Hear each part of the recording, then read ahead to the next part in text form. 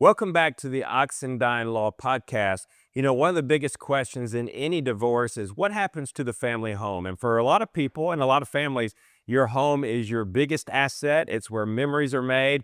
There could be some emotional attachments there, but there's also a business decision that has to be made. So, in today's podcast, we're going to talk about your options and how the courts will approach the critical decision of how we divide the home and who gets the home in a divorce. And so, Christine, when we're talking about the house, that's just like any other asset that we have to divide. But most families have one house. They don't have several homes. They have one main house. And sometimes we fight over who's going to get the house and whether I want to keep the house or whether she should get the house, whether we should sell the house. So, walk our listeners through, Christine, kind of some of those considerations that we usually see in determining let's start with how the house would actually be divided in the event of a divorce. Sure. I like to tell people you got three options. Husband buys out, wife buys out, sell and split. Or one party buys out, other party buys out, sell and split. Those are very broad options, but it's got to be one of those. So people ask me, well, can we just continue to own the house together? No, you cannot. The courts are going to look to separate that asset. So one of the two of you is going to own it individually, or we will sell and split it. And there are so many considerations that go into that. I encourage my clients all the time, please do not think of the house issue as a separate issue. It is combined with everything else. Are you receiving child support or alimony that's going to help you be able to afford that house? Conversely, are you having to pay child support or alimony such that you no longer can afford this house? Those are some financial considerations. Just actually taking on the responsibility of the house. I can personally tell you it's a lot when you go from jointly owning a house to solely owning that same house. Everyone wants to say my spouse doesn't help. They don't do anything. I promise you they do. They do something. Even if it's just once a week taking out the trash that you now have to do. So the more house you have, the more responsibilities that you're taking on. So, when you're deciding which one of these options would be best for you, which one you want to advocate for, remember to take it in consideration with everything else that's going on as well. And I would also say, if there's a preference over who kind of gets first dibs at the house, if you have children, I would say that the parent that's going to be the primary caretaker, if it's a situation where one person gets primary custody. So you've got a situation where either mom or dad have primary custody and the other parent has less than half the parenting time and has a parenting time schedule. Well, if the parent that has custody wants to try and keep the house, in my experience, the court is going to at least give that parent the chance to keep the house. Doesn't mean that they have to, doesn't mean they will, but they're the parent that has custody. They want to keep the children in that school district. They don't want to move the children out of the house. So that parent, if they can afford it, if it makes financial sense, may try and keep the house. And so what you have to consider, whether you're the primary custodial parent and you have custody or whether you're not, is, like Christine said, number one, does it make financial sense to keep the house? Now, I will tell you, 5, 6, 7 years ago, it made a lot of sense to keep homes because interest rates were low. And so let's say you had the house and you had this joint mortgage with your spouse. All right, well, it was very easy just to refinance, to take them off because it didn't really change your payment. Frankly, some people got a lower payment when they refinanced because interest rates were lower when they first bought the house. That has changed, as everybody knows, although the interest rate is starting to slowly go down. Actually, the past couple of weeks, it's actually started to slowly go down, but nothing where it used to be. So what you have to consider there is, if I'm going to keep this house, I've got to take on all the debt of the house. And if my name's not on the debt, or if my spouse's name is on the debt, I got to take them off, or I got to get on the debt some way. And so I'm going to have to take on a mortgage. That mortgage is not free. That mortgage comes with an interest rate and a payment. So if you need to check with your lender, if the interest rate is too high, the payment's going to be too high, you don't need to keep the house. Frankly, you need to see if your spouse will buy you out because they would be doing you a favor. And I love buyouts depending on who I represent. Keep in mind, if you are the person not keeping the house, that means your spouse is keeping the house and they're buying you out. So what do I mean by that? Let's say there's $500,000 of equity in the house and you're owed half of that, $250,000. Well, we decide that equity based on what the house is worth.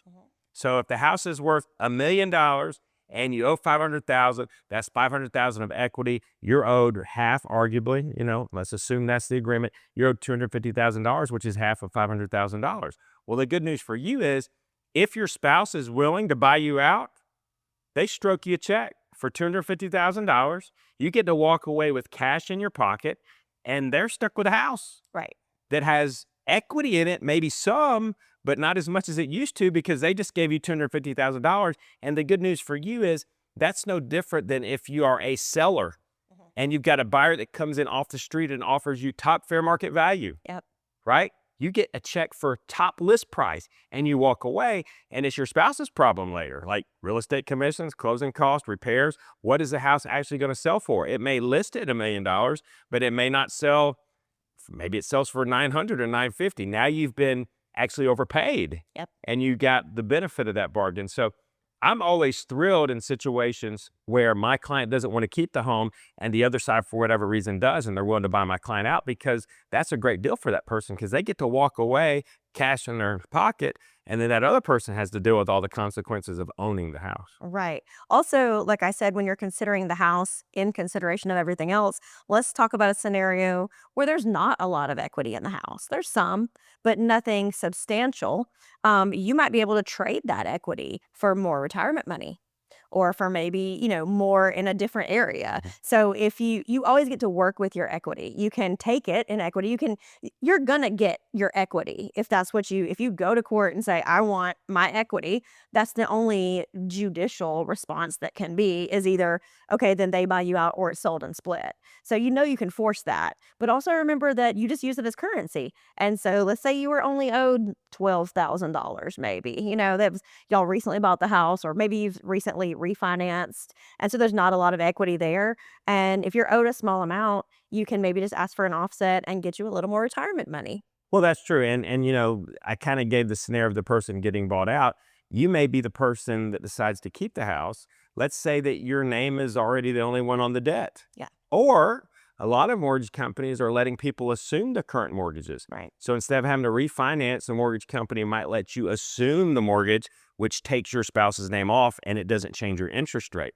That may make sense, like Christine said, especially if you have other assets to divide, Right. because you're not having to refinance, you're not getting a higher payment, the equity is still in the house, but you are taking less money from a different asset and you're keeping the house in exchange.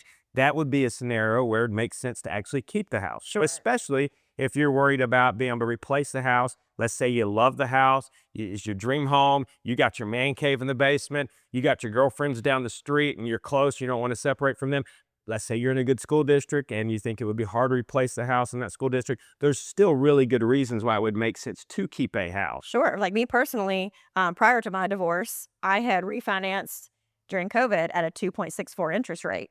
So there was no way I was letting go of that. So I found another way to buy out my equity because my name was already on the mortgage, the only one on the mortgage. So I didn't want to mess with that in any way. That was a top priority for me, was to keep that very, very low interest rate. That's right. And if you're going to buy your spouse out, there's some tricks there. They don't always work, but try to see if you can get the amount of equity reduced by a 6% real estate commission, for example, because at some point you're going to have to sell it, or you may have to make repairs, or you're going to have to pay closing costs. So try to deduct those amounts off the top before you calculate what the equity is, and that may save you a little bit of money. I will say at the end of the day, if nobody wants to keep the house, what's going to happen to the house? You sell it and split it. Sell it and split it. And that obviously is the fairest way to divide the house, because the true value of the house is what somebody's willing to pay for it. Yeah. So it goes on the market for sale, and then it sells, and whatever it brings, the parties equally divide. Nobody gets overpaid, nobody gets underpaid, and that certainly happens all the time. We do plenty of cases where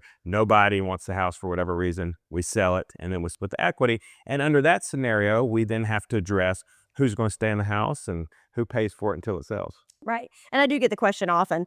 I mean, if we're listing it today, can we both just live here until it's up? Yes, you can, especially by agreement. If you guys are cordial enough, it may be slightly uncomfortable or awkward, but you're not in a dangerous situation. The kids aren't experiencing any toxic home environment or anything. Then yes, it makes sense to just like you would if you were a married couple, live there until it sells, and then you each go your separate ways. But if you don't have a great household environment and you're not getting along, you don't have to stay there until it sells. So keep in mind, we can still have a situation where one person moves out, the other person stays in the house. They're responsible for the expenses, for example, and then once the house sells, we divide the equity. Some other things that may go into that, but that's probably enough for this podcast. Have we given this folks too much information about the house? Never. Or did we never make it more simple? hopefully it was helpful to you guys and we didn't overcomplicate it. Actually, I think it was good, solid advice. Again, decisions about your home are some of the toughest issues we deal with. But with offices in Sewanee and Athens, we are available anywhere you may need us in the greater metro Atlanta and Athens area to assist you in not only figuring out how to divide your home in the event of a divorce, but any other family law issues that you may have. Be sure to follow us, subscribe, check us out for the next podcast. We'll see you next time.